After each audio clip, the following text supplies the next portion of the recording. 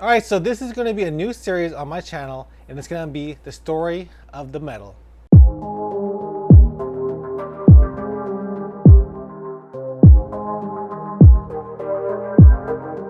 We as runners get a lot of medals, and sometimes you kind of forget about them. And if you're not like me, you don't document every race with a video, you probably just have a medal laying there, and there's stories to be told of those medals. So in this video, I'm gonna tell you about the second marathon medal that I ever got, and that's gonna be the Gusher Marathon.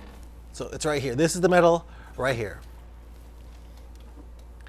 This is the Gusher Marathon medal. I almost didn't even get this medal at the end of the race, but I'll tell you more about that in the story. I remember getting this.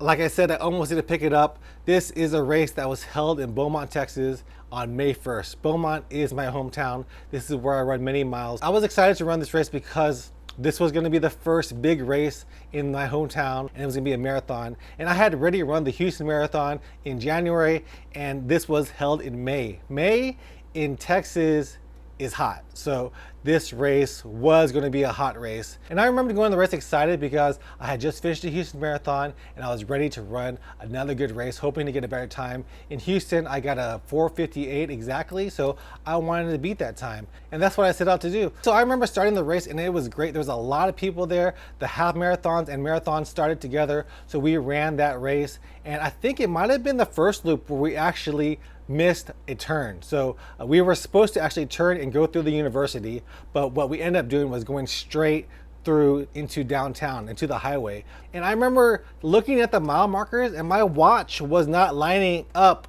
to the mile markers. I would be 2 miles behind, and I was hoping maybe it would actually fix, but you know what? It never did.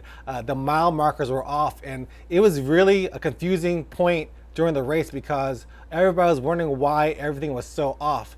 And not only that, it was hot. It was hot during that race, and the aid stations were running out of water. The only thing they had for us was ice, so we would have to eat ice to survive. I remember seeing a water fountain in downtown and almost wanting to go over there to try to drink some of that fluid because I was so thirsty for that race. So this is a 2-loop course, and we saw all the half marathoners finish, and then they directed us towards the university. So I thought that that was weird that the first loop and the second loop were different, not knowing that all runners actually missed the turn when we did our initial first loop. So we went to the university, and still water was gone. There was no water on the course. It was getting tougher. And I remember at one of the aid stations, there was finally something. One of the volunteers handed me this bottle, and it was a bottle of water protein. I was like, what is this? So then I took a sip of it, and it was literally the nastiest thing I had ever had at that time. So I took that, and I was so pissed because there was no water on the course, and this is what they had to give me to provide.